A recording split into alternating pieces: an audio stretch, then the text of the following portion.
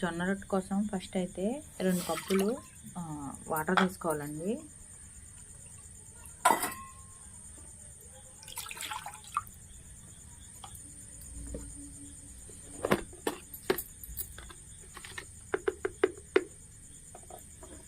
ఈ వాటర్ని కొంచెం బాయిల్ అవనివ్వాలి.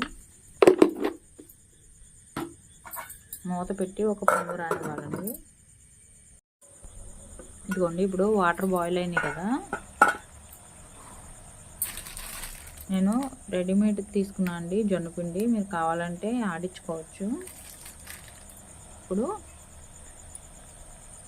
ఇది వేసేసుకోవాలండి, జొన్న పిండి వేసేసుకోవాలి. ఇప్పుడు 2 కప్పులు వాటర్ వేసాం కదండి, 2 కప్పులు జొన్న పిండి వేసుకోవాలి.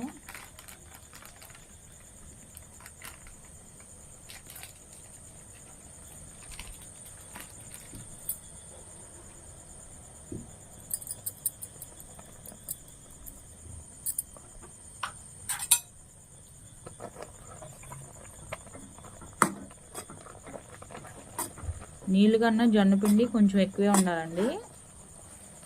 ఇప్పుడు స్టవ్ ఆఫ్ చేసుకోవాలండి. స్టవ్ ఆఫ్ చేసుకుని 10 నిమిషాలు మూత పెడితే ఇది మగ్గిపోద్దండి జొన్న పిండి అంతా.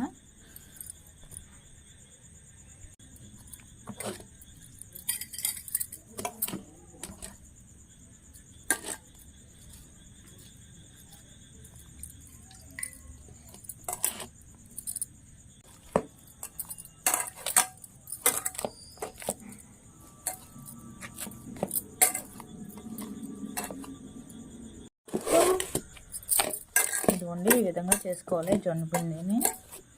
ఇప్పుడు వీటిని జొన్న రొట్టెలో వచ్చేసుకోవాలండి.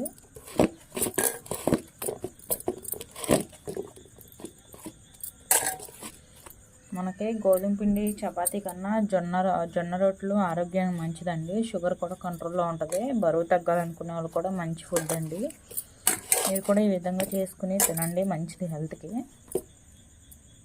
జొన్న రొట్టెలు ఎలా చేయాలో చేసి చూపిస్తానండి మీకు. 10 నిమిషాలు మూత పెట్టేసుకుందాము. ఇలా చేసేసుకోవాలి జొన్న రొట్టెలని.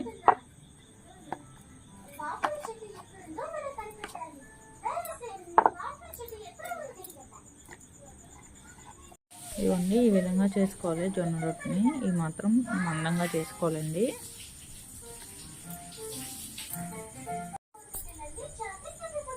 ఇప్పుడు జొన్న రొట్టె వేసేసుకోవాలి. ఒకవైపు కాలేక అప్పుడు ఇంకో వైపు తిప్పుకోవాలండి.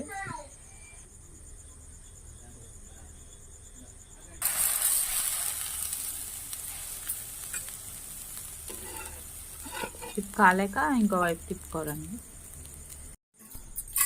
ఇదిగోండి, ఒకవైపు కాలింది, ఇంకోవైపు.